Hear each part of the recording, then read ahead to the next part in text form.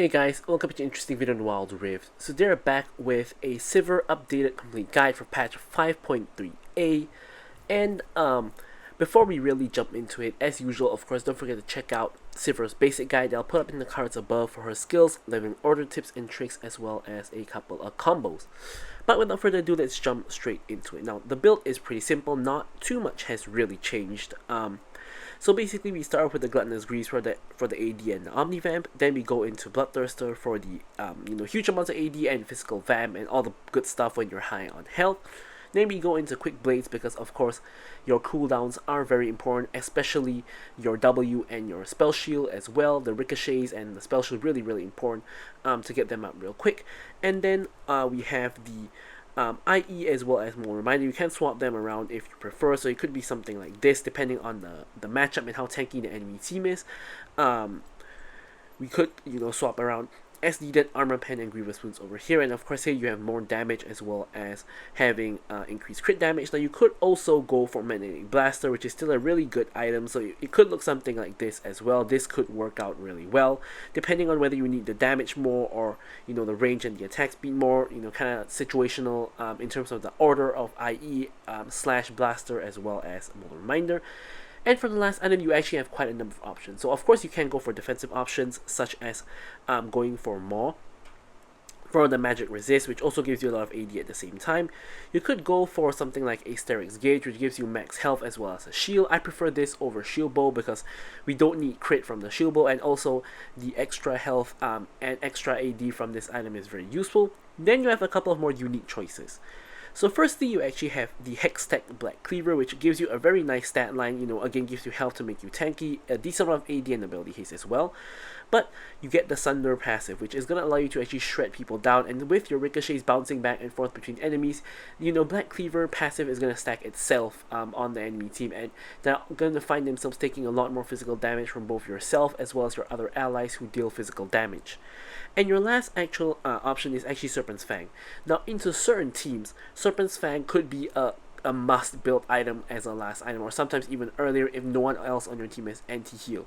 So let me give you an example. Let's say if you have a Sona support, a Seraphine mid lane, that basically means that you have to build like Serpent's Fang. There's way too much shielding on the enemy team.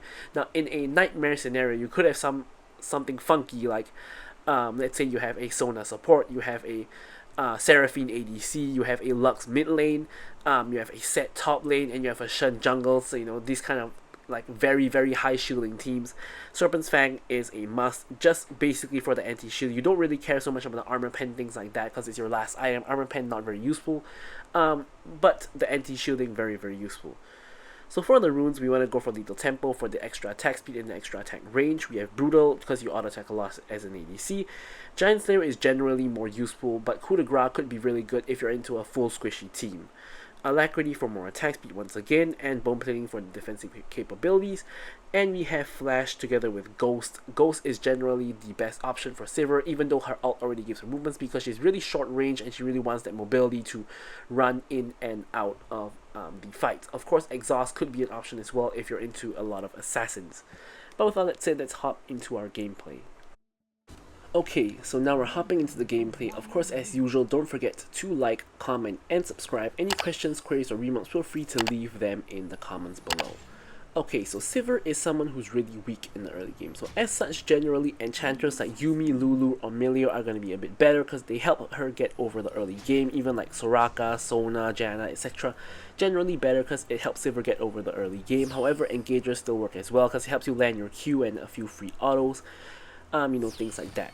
So Sivir, as we know, her main strength is insane team fighting capabilities with her ricochets, as well as insane wave clear with her boomerang blade and her ricochets as well. But she's not the strongest 1v1 fighter, and she's not the strongest early game champion as well. She has very limited range, which is why when we have a Milio with us, this helps us a lot, because getting that extra range from Milio helps you compete with range from other normal ADC champions who have way longer range, not way longer, but a decent amount longer range than yourself. So here we're against an Ezreal and a Nami. Obviously this is not really a winning matchup. For us, Sivir barely has any winning matchups, to be very honest. So all we're really content to do is to just trade a little bit, take short trades and just, wave clear. As long as they don't play too aggressive on us, we are fine.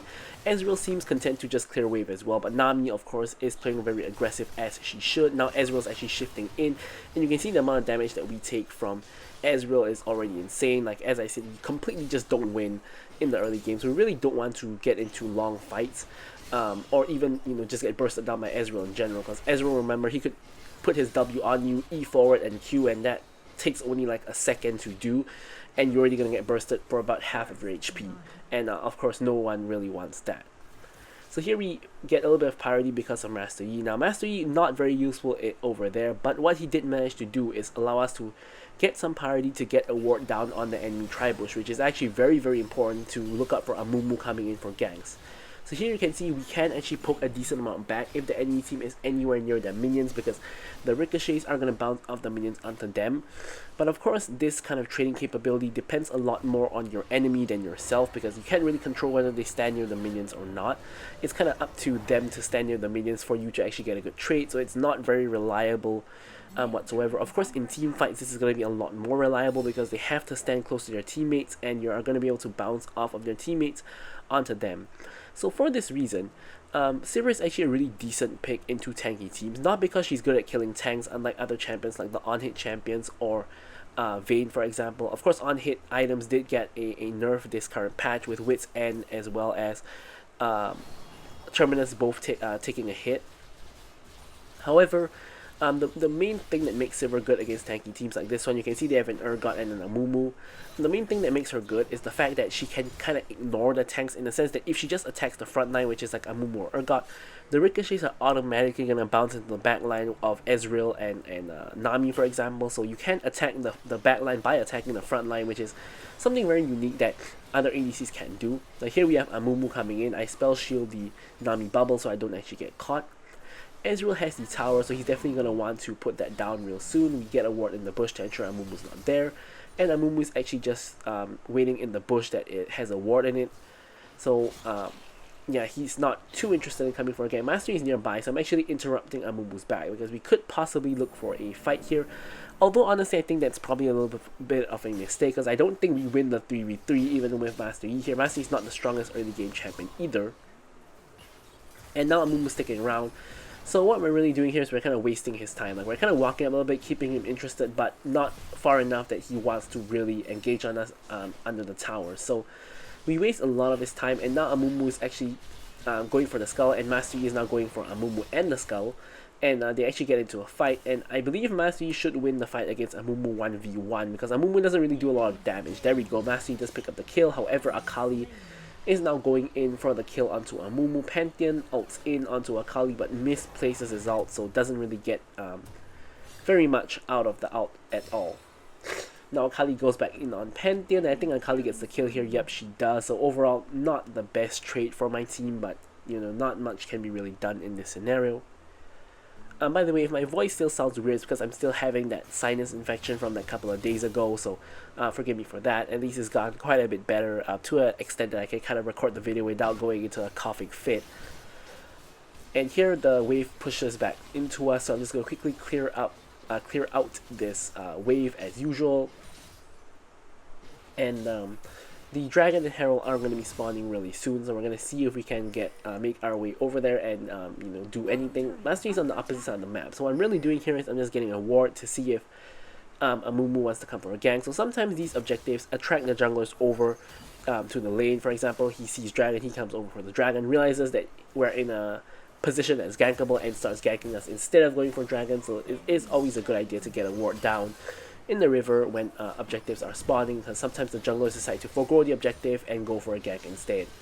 So here Ezreal playing super aggressive. Now here Pantheon was actually pinging that he wanted to go in, so here I'm actually baiting for the Pantheon, and I'm taking a very very bad trade, but Pantheon kind of baits me instead and doesn't actually ult in at all. I was thinking that was a perfect opportunity for Pantheon to ult in. We get one free kill at least, because Pantheon locks one guy down, but no, he doesn't do that whatsoever. So he kind of baits me completely, and I'm gonna just reset instead, because the fight's happening down at the Rift Herald area, and obviously we are not gonna make it there whatsoever, so we're gonna back and get some items instead. Also, this game we have a really squishy team. We have a Twitch in the top lane who's building AP, and we have like Master Yi and Pantheon, so no real frontline tanks for us. However, I do think Master Yi and Pantheon will be ahead of us, so Sivir doesn't really like when she doesn't have a front line because she has a back line ADC that just wants the free hit, so ideally a front line would be good, but you know, in this case we have a Milio, so we're likely going to be standing way far away compared to the other people, and yeah, it should be all good. Speaking of the range, we are using that range to harass the enemy bot lane just a little bit, but not too much. And they have basically gotten all the plates off of our tower. So if you look at the situation here, we're 0-0 and 0, same as Ezreal, but Ezreal has like 1k gold up on us because he's got all of the tower plates, whereas we haven't even so much as tickled their tower yet. Of course, as I mentioned, Sivir kind of sucks in lane, which is one of the big weaknesses of Sivir. You can pretty much almost expect to always fall behind. Here we're thinking of a rotation to mid lane, but I don't want to give the enemy team the tower here. It's not even first tower anymore, but I don't want to give the tower for free. Mumu's now here, which is making the situation a lot more sticky. However, we do have they do have the Mimic, so they are going to be able to one-shot the tower, so I'm going to have to run away before the tower falls so that we don't get ganked under the tower. And here we're just using the wave clear to just quickly clear out this wave. And we don't want to step up too far because they could be hiding in the tri-bush, getting a ward over the wall just to check if they're coming around the side, which they are not. And I believe here we have enough gold for Bloodthirster, so we're going to actually back and pick up our Bloodthirster maybe. Yep, there we go, Bloodthirster completed. Now the only good news of this situation is despite Ezreal being 1.5k gold ahead of us, Ezreal takes time to charge up his mana mune, and also he has to build into Triforce. So Ezreal, when he's ahead, is kind of not really that far ahead because of the fact that he needs to evolve an item to really get far ahead, which is why Ezreal has a very strong 2-item power spike, but a pretty weak 1-item power spike. So for now, he is still manageable, but just for now. Of course, Sivir is not really strong on the 1 item herself. She kind of needs 2-3 items also, so arguably that puts us in a pretty bad position. You can see multiple people coming up to gank. I can see at least 3 people coming. Here comes Akali, the enemy bot lane, and a Mumu, 4 people coming, but we saw them coming from mid lane because of the ward in the river. 2 wards in the river actually, and we're able to basically just run away before they are able to reach us. So we kind of waste a lot of their time. They now have to rotate back to mid. And in the meantime, Twitch is able to take a tower. So Akali here is 5-1. She's really fed. But I have my Milio with me, and I spell shield the Akali ultimate, at least the first part of it. And here we pop everything we have, and Milio does as well. Milio is going to get ulted by Akali, so I'm thinking I got her here because she used everything on Milio. I should be fine. So here I'm just auto-attacking her. She hits the E, Q, comes in, autos me, and I just straight up just die to the Akali. Now Akali thankfully here is going to die to my team. But I thought I could get a shutdown on the Akali because it was a 2v1 with me and Milio, and we weren't even that far behind. But I guess Akali is that ahead that she just basically kills 2 of us just like that. So yeah, the match is going to be pretty difficult. We are like already behind in terms of goal for Ezreal, and pretty much we have less gold than everybody on the enemy team except for the support. So it's kind of getting to be a tough game. Of course, overall the difference is only 3k gold because on the other side, Master Yi does have a really good lead against Mumu. Of course, Master Yi is a late game carry as well, so he could of course carry our team as well. So here what I'm trying to do, I'm just trying to get as much gold as I can wherever I can. So there I see a bot wave, I'm taking the bot wave. I see 3 people top and Akali mid. So I'm gonna see if I can get mid wave, and on the way there I'm gonna pick up these chickens. Of course, Sivir farms jungle camps that have multiple creeps really quickly because of the bounces. And now mid wave is all the way here, so I'm gonna quickly just farm up the mid wave, just getting guaranteed farm wherever I can. My team is kind of dying all in the top lane, but you know they are not very far ahead of the enemy team, so the fight wouldn't really be necessarily very good. So here I'm just clearing the wave again. I'm not caring too much about the Amumu, I care more about clearing this wave. So I pretty much cleared wave in every lane as well as getting the jungle camp in between, and all I'm doing is guaranteeing my farm. So you can see I'm already kind of catching up in terms of farm with the other people, and another wave is coming in, so I'm gonna go ahead and farm that wave. sometimes that's the ADC life. If you aren't very far ahead, you probably need to be farming waves and getting guaranteed gold from camps instead of like just randomly making plays on the enemy team and hoping and praying that it works, because most likely sometimes that does actually help you get back into the game, but most likely it's going to actually put you further behind because you're likely going to lose the fight since you have less gold than the enemy team. Speaking of a fight, here is another fight.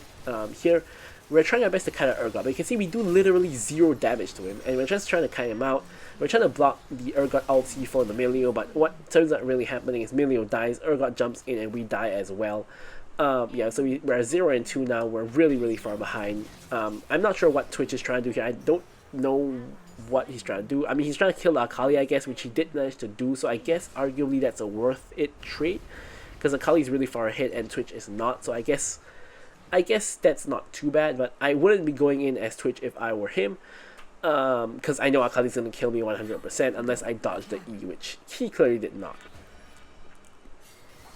Anyway, we have respawn. Amumu is really greeting for this tower here, and he's way overextended. Pantheon goes in, is able to stun up the Amumu. Amumu stuns him back, and here Black Cleaver from Pantheon is able to shred down Amumu's armor, and we're able to put in 2 hits to pick up the kill on him. Our first kill of the game, 12 minutes in.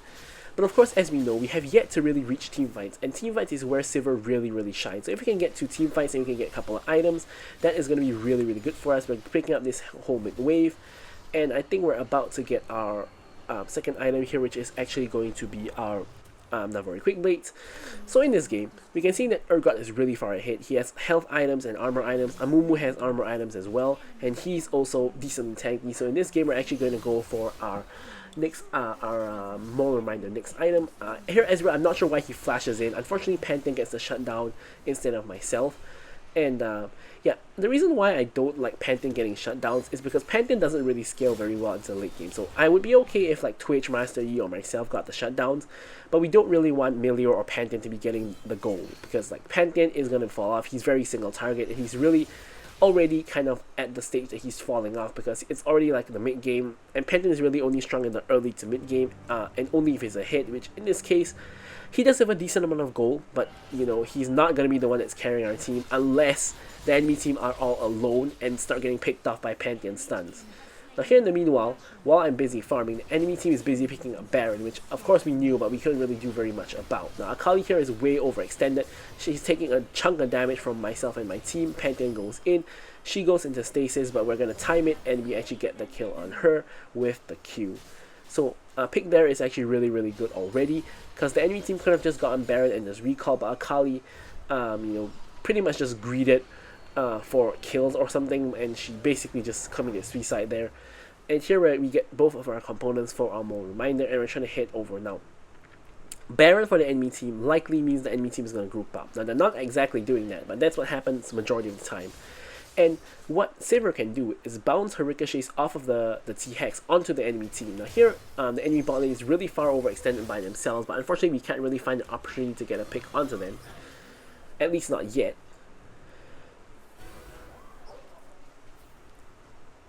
And here, we're going to use the minion wave to bounce off the ricochets a little bit. Unfortunately, Pantheon is ulting in, and we are trying to see if we can follow up. Spell shielding the Nami ultimate so that we can actually get in range to follow up. Akali is coming in. We have to be really careful of her. I'm just trying to hit anybody to bounce the ricochets. I have to flash away because I'm in danger. And here I'm waiting for the wave to come in, so I'm ricocheting off of the wave onto the enemy champions. You can see, let's look at the enemy champions' health bars. They're taking a lot of damage.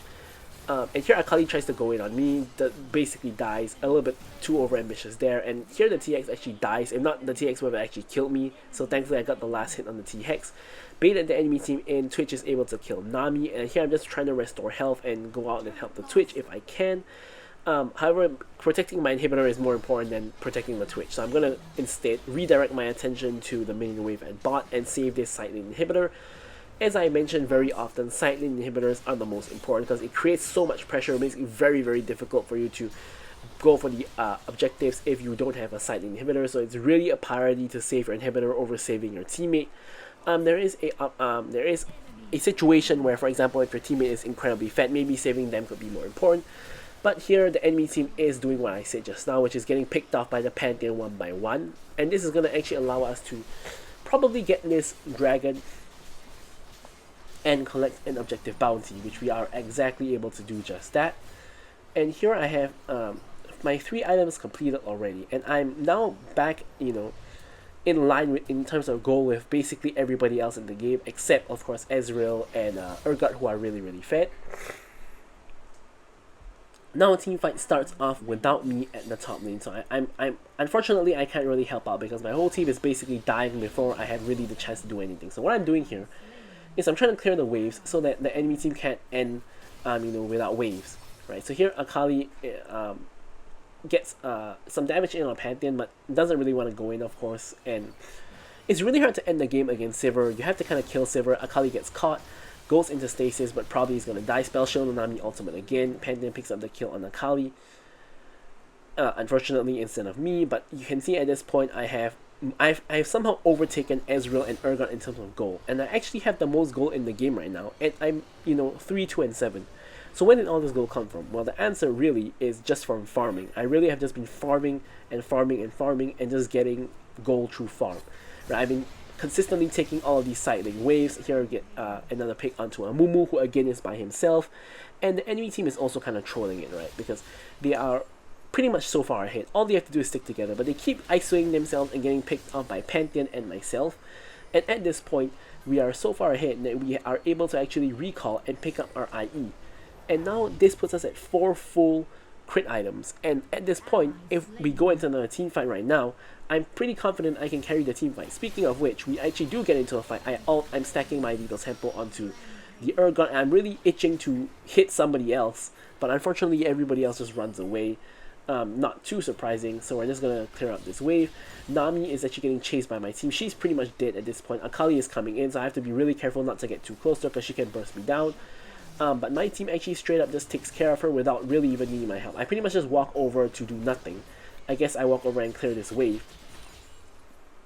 But now, the Elder Dragon is spawning in a couple of seconds. We have 3 people on the enemy team completely dead. The jungler and the support are the only 2 people alive. Technically, the Akali saved the Nami, but she really should just let the Nami die and just play it safe. So here, ideally, or most likely, we should be able to pick up the Elder Dragon. But before that, I'm making sure to clear out mid-wave so the enemy team can't end through mid or any kind of funky business like that. And then we're going to clear out the vision. We're going to head over to the Elder Dragon. Of course, Amumu is probably going to try to steal, so we have to get a ward over the wall to kind of check for him. Ezreal has just respawned and he's making his way to the Elder Dragon. I'm trying to harass the Amumu as much as I can. Now, it really becomes to a 50-50 split as to who gets the Elder. It looks like we got the Elder. Actually, I got the Elder somehow. And now with the Elder, we're trying to kite people out. I'm trying to kite the Urgot out. Now, unfortunately, I do end up dying, but we do trade 2 kills back, which is not ideal. Even trade is not ideal when you have Elder. But we're going to see what else my team can get. Akali tries to go in. Pantheon, I believe, stuns the wrong guy. He should be stunning Akali, not Nami. Akali gets a kill back, but eventually dies to Twitch's Elder, so we are able to ace the enemy team. And I don't think my team can really end here because the enemy mid lane wave is huge and we don't have any waves to really end the game with. Otherwise, this could be a situation where we could have actually ended the game if we had the waves to do it, but we unfortunately don't, and Twitch is struggling to clear the waves here. He doesn't have Runa's Hurricane because he's going full AP.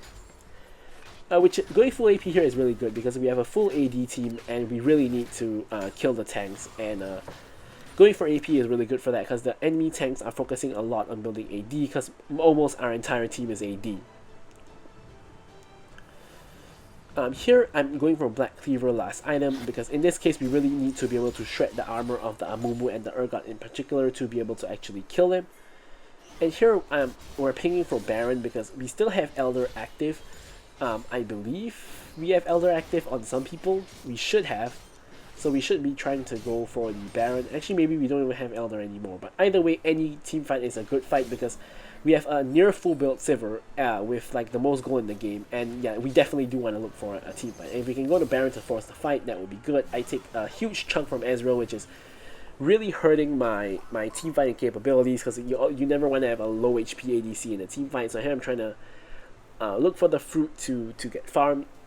Not get farmed, to get health, but here Akali is getting caught out, so I'm making my way there. Yeah, we do still have Elder actually, so Master Yi does get the kill, and the team fight is breaking out. We pop the ulti, we're attacking the first target, which is Urgot, And you can see that the ricochets are basically bouncing to everybody else, and this is kind of what I was talking about. So Amumu dies, Ezreal dies, Urgot is dead as well, and we also kill Nami. And at this point, if we actually had a wave, we could actually end the game. But if you look at mid and bot wave, they're all just pushing into our team. So instead what we're going to do is we're going to secure the Baron, and then we're going to have to reset and get rid of all these waves. We complete the Black Cleaver, which is really, really important. We're trying to save our inhibitor, but I don't think we can do it in time. Even with the instant wave clear of Sivir, the inhibitor still dies. There's a huge wave in the top lane, so the enemy team is going to have to deal with that one. And now we're going mid lane with the T-Hex. Penguin is split pushing in the top lane, so there's 2 points of pressure. The T-Hex is going to clear the bot wave, which I really think in this case we shouldn't actually be caring about the bot wave. We should be trying to end the game right here, right now. So everybody should be in mid lane and top lane trying to end the game, not caring about that bot wave. So TX a little bit out of position here. Another team fight starts. I'm going to reposition with my flash to the back line. Here Master Yi is going in really, really deep. So here I was thinking this is not a very good fight, but Master Yi is actually baiting them for a long time. I pumped the ulti, I'm running them down now. Master Yi has basically taken all their cooldowns, and here's a dream scenario where I'm basically just bouncing off the minion wave onto them and literally just evaporating them. So here they are all chased back to the fountain lest they want to die. We're going to take down this tower. And here again we're just bouncing off of the Urgot onto everybody else. Akali jumps in, eats the boomerangs and dies. We kill all of them basically, and we're able to end the game even after starting the game like 0-2, just showing the team fight power of Sivir. So that's going to be all for this video. Hopefully again you guys enjoyed the Sivir gameplay, and I'll leave you guys with the stats as usual. Thank you guys so much for watching the video, and goodbye.